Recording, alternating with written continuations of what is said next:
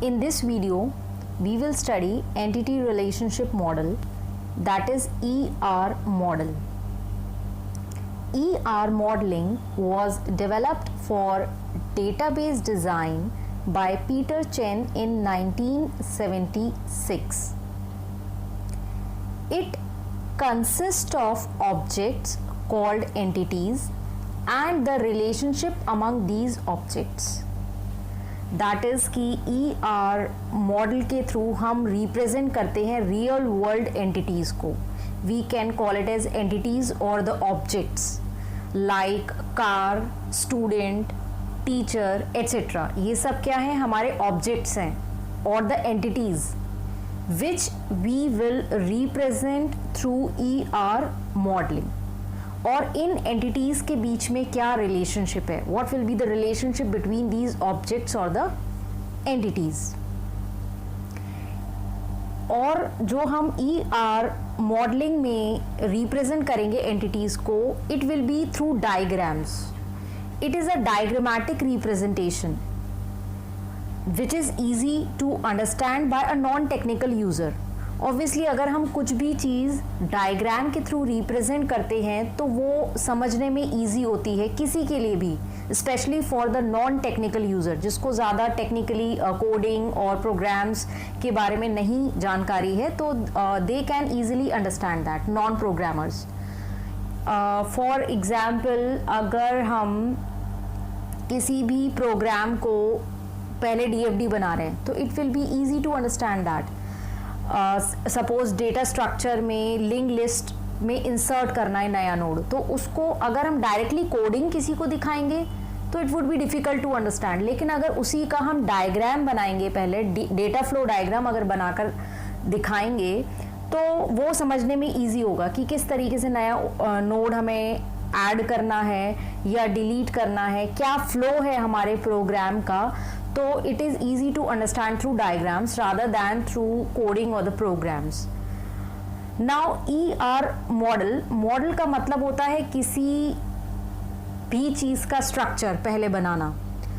तो सपोज अगर कोई बिल्डर है तो बिल्डर पहले डायरेक्टली बिल्डिंग बना देगा या उसका एक मॉडल बनाएगा.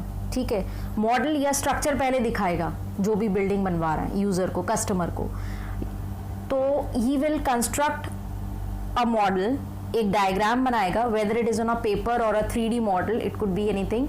तो वो पहले मॉडल दिखाएगा कि हमारी बिल्डिंग में कितने रूम्स होंगे, क्या साइज़ होगा रूम्स का, लॉबी कितनी बड़ी होगी, किचन कहाँ पर होगी, बाथरूम कहाँ पर होगा. ये सारे डायग्रामेटिकली रिप्रेजेंट किया जाता है.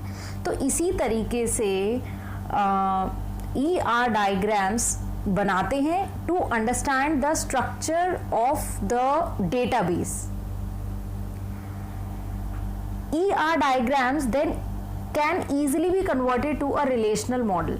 जो ER डायग्राम बनाएंगे वो ईजिली रिलेशनल मॉडल में कन्वर्ट हो सकते हैं. रिलेशनल मॉडल और द रिलेशनल डेटाबेस की क्या क्या टेबल्स होंगी हमारी और क्या एंटिटीज, द टेबल्स और the attributes. So it helps you to analyze the data requirements systematically to produce a well-designed database. ER modeling data requirements को एनालाइज करने में हेल्प करता है सिस्टमैटिकली. और ऑब्वियसली अगर हम डेटा रिक्वायरमेंट्स को बहुत ही सिस्टमैटिक वे में ER मॉडलिंग के थ्रू एनालाइज करेंगे तो एक वेल डिजाइंड डेटाबेस आएगा सामने. ठीक है, विदाउट एनी फ्लॉज और without any errors. So it helps you to explain the logical structure of the database. Database का लॉजिकल स्ट्रक्चर एक्सप्लेन करता है ER diagrams.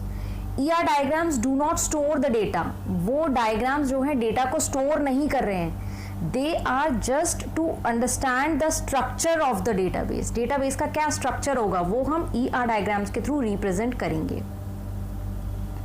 Logical structure like कि हमारे डेटाबेस में क्या क्या टेबल्स होंगी, क्या उन टेबल्स के अंदर क्या क्या एट्रीब्यूट्स होंगे, दैट इज द फील्ड्स क्या होंगी और किस तरीके से वो टेबल्स आपस में कनेक्टेड होंगी. It will help us to describe the entities, attributes, and the relationship between them.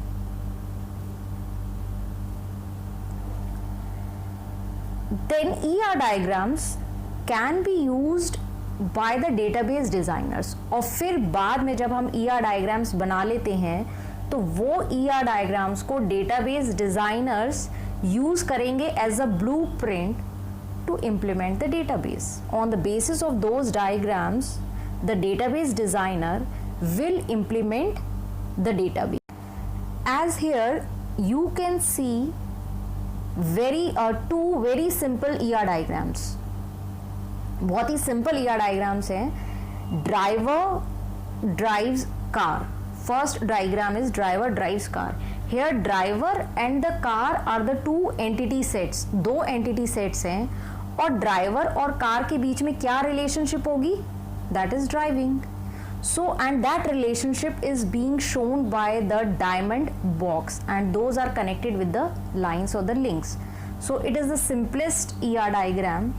Next diagram is artist performs song. Here are two entity sets, artist and the song. और उन दोनों entities के बीच में क्या relationship होगी? Performance. So artist performs song. और इस डायग्राम में मैंने दोनों एंटिटीज के साथ उसके एट्रीब्यूट लिए हैं, वन एट्रीब्यूट लिए हैं. लाइक आर्टिस्ट का एट्रीब्यूट एक ले लिया, आर्टिस्ट आईडी, क्योंकि जो भी आर्टिस्ट होगा उसकी कोई आइडेंटिफिकेशन आइडेंटिटी होगी, तो दैट आईडी. और सॉन्ग एंटिटी का मैंने एट्रीब्यूट लिया है टाइटल. बहुत सारे एट्रीब्यूट्स होंगे. Here I am showing just the simple ER diagrams. So artist perform song and two entities are having two different attributes. Attributes are represented by oval or ellipse. Entities are represented by rectangular box.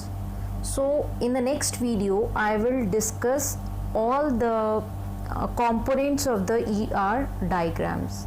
Components or the elements which are being used in ER diagrams I will discuss in the next video. Kindly like and subscribe the channel.